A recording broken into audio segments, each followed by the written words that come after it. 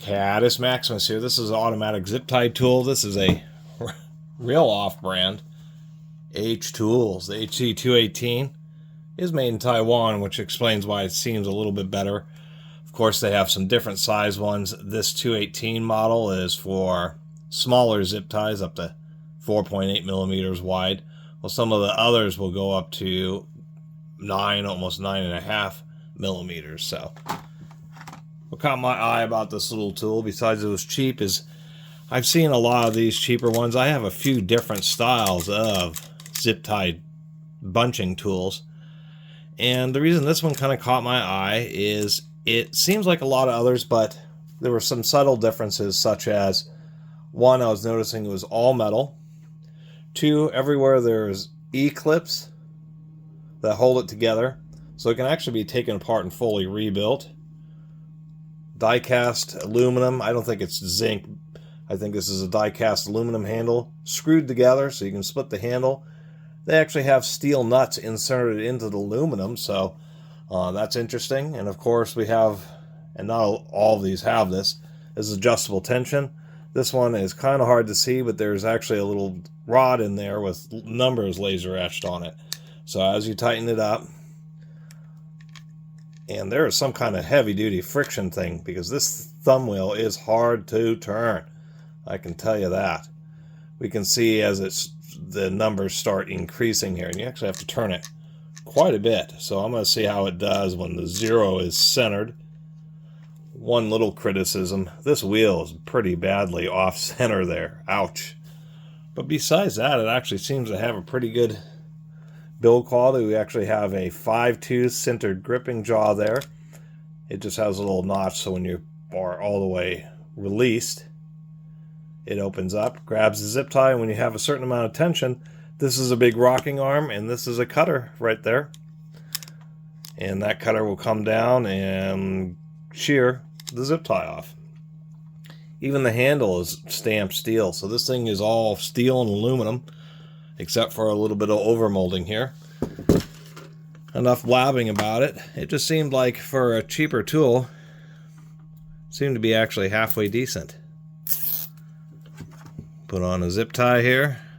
This should be within its range. And actually, at 0, that seems to be pretty good. Maybe could be a little bit tighter. As we can see, I can still kind of rotate this around a little bit, even though it's on a piece of square material. Try it on a piece of round material here. See how it does. That's just the nice thing about these zip tie tools, is if you have a couple of zip ties, you just cinch them down, clip them off.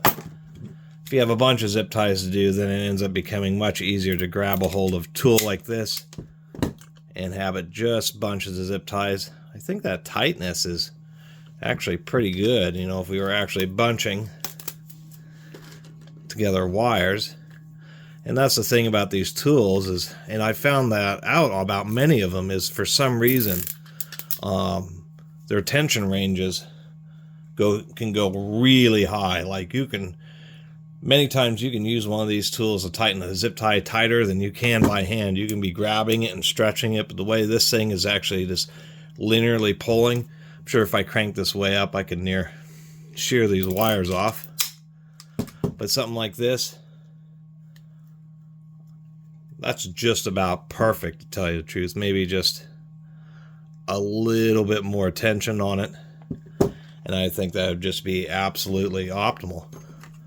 So that's all this little review is about. Is there is some of these off-brand cable tie tools, this one specifically, that happen to actually be a little bit of a gem in the rough.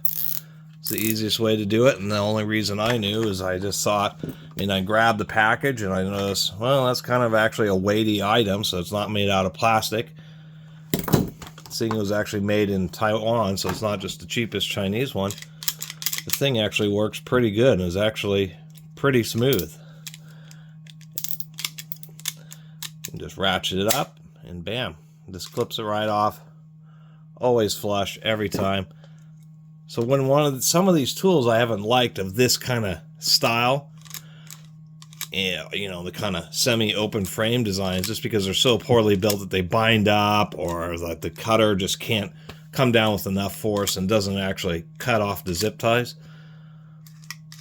But oddly enough, this no-name H-Tools one works just fine. If you were ever to drop or bend it, the ability to fully disassemble it and bend any parts back, or maybe you left it out in the rain, got dropped in the mud, it's actually kind of a nice feature to be able to fully disassemble it. And it's not something that isn't super common with tools like this.